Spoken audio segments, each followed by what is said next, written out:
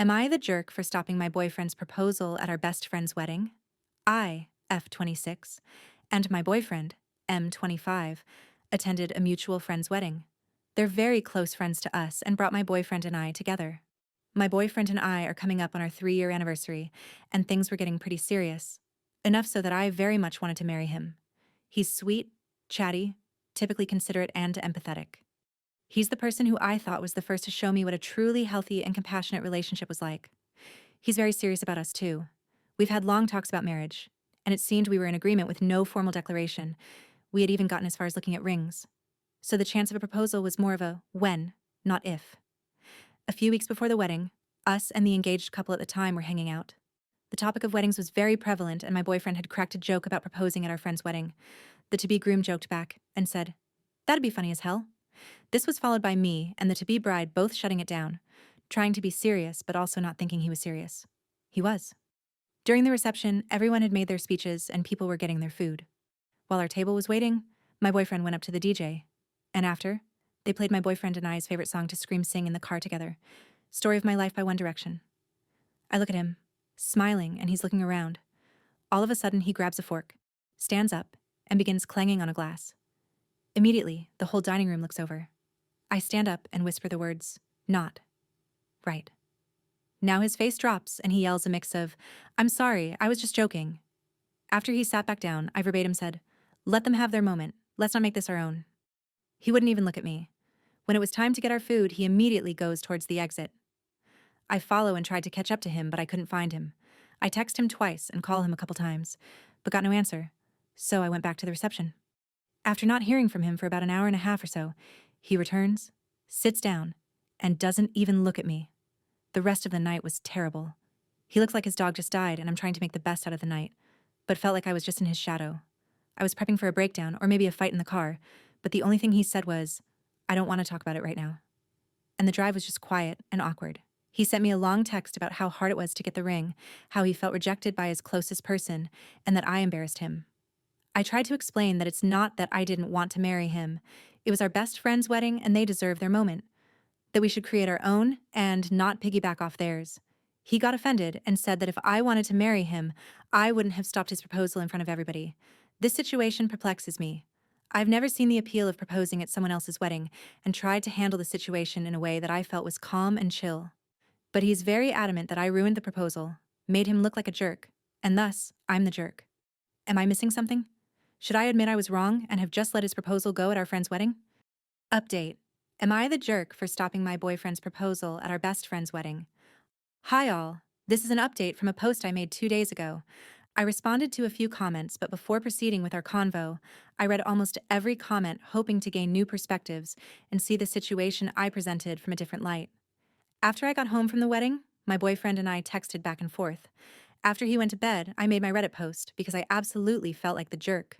I was second-guessing everything and thought the night would have gone better if I had just let him do his thing. After seeing the responses to my post, I'm more solidified in that I made the right decision. Yes, the night was ruined, but I'd be more comfortable with my life moving forward. I gave my boyfriend and myself a day to think about this and come back with clearer heads. That was yesterday. I took a lot of people's advice and tried to reflect on if this behavior was a grand showing of any smaller reaction. The stonewalling isn't super new. In fights at the start of our relationship, he would get quiet and make a small showing of secluding himself. I'd counter this by giving my boyfriend his space and telling him that moving forward to just say he didn't have the words to talk about it and we can reconvene when we're ready to talk. This worked for us. It gave him time to choose his words. We'd have a good discussion of what went wrong and how we could fix it moving forward. I didn't think that he was overtly trying to make me feel worse by the silent treatment back then. However, ignoring me for the rest of our time at the wedding hurt so much. Not even saying, "I just need space right now." And rejecting to hold my hand by pulling away felt like he was pseudo-counter-rejecting me. This was a first. I felt like he was trying to make me feel worse through his lack of communication. That's all I noticed. I've had a partner be verbally abusive to me before, and another who wasn't willing to talk about things they did wrong, refusing to take any blame. My boyfriend hasn't done any of that. I'm not saying I recognize all patterns of abuse, but I'd say I'm versed in a few. There's also been no real history of me catering to him constantly as others were asking. If either person had strong feelings one way or another in different scenarios, we'd often be fine with that person getting their way. Otherwise, if we both didn't care all that much. He loves to use a wheel spinning website to make decisions, and I think it's cute. We met earlier today. He came over and we sat in my living room. He broke down. He vehemently apologized and said he felt like a jerk.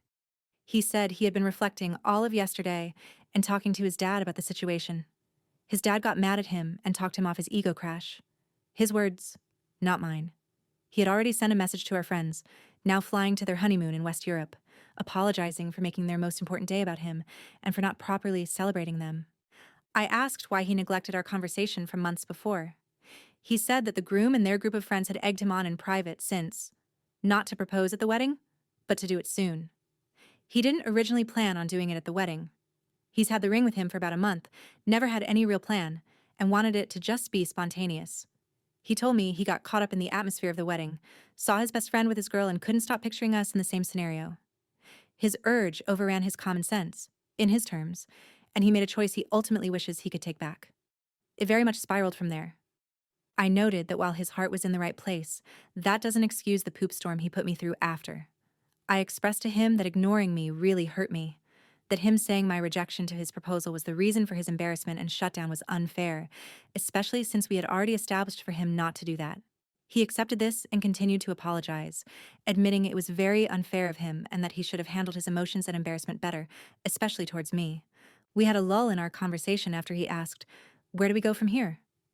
At this point, I didn't want to just return back to normal. A day where I expressed to him that I felt the prettiest in a long time, expected us to have enormous fun and watch our best friends have their moment to shine, turned into a day where I was crying in my room, reading Reddit comments about how I should break up with him. I genuinely thought I was the asshole who should have just bit the bullet and accepted a proposal in a way that I and others thought wasn't okay. I told him that if we were to move forward, he needed to seek a therapist to help him manage his emotions, not only from this, but other signs that he may have a panic disorder. My mom works for a mental health clinic and has offered resources before. I said that I needed time to rebuild my trust in him. He understood and is going to seek mental health resources through my mom's clinic. Until then, we'll be on a week or so break with an open channel of communication. He's going to find appropriate channels to better himself, and I'm going to take myself on a mini vacation after the emotional roller coaster that was this weekend. We did talk about what each other's ideal proposal was, something we should have talked about before the trigger was even pulled on it. I said that I didn't care for anything fancy. I just prefer it not to be public. He said that he wanted to make a grand showing of love to me and didn't care where or how. He asked if it was okay to have friends and family present, or if that broke my public rule. I said that was fine and was happy with the communicative compromise. I also stated that I didn't want to be proposed to for a while so that we could let the situation rest and figure ourselves out from here. He accepted this. Something I thought was really sweet that I wanted to mention was that before he left, he said, "I do think I owe you some dancing." And so we slow danced in my living room for about a half hour until he left. A small and romantic action, probably to earn brownie points. But the conversation did reassure me that he's willing to try and be better. He recognized he was in the wrong and that a joyful day was robbed by pride and not rejection. This was about as ideal of an outcome as I'd hoped. Thank you all for taking time out of your days to reply and bring me back to earth. Thank you to those who messaged me in private to make sure I was okay or to give input. While the future is still obscure, it's a little clearer than it was a couple days ago. I have a clearer understanding now of what I want and what's healthy. Moving forward, I will do every ounce of weighing before I enter what should be the most important commitment you can make to a person you love, and I'll keep a more careful eye on his behaviors and how he may react to adverse situations. I hope the best for you all, as many have for me.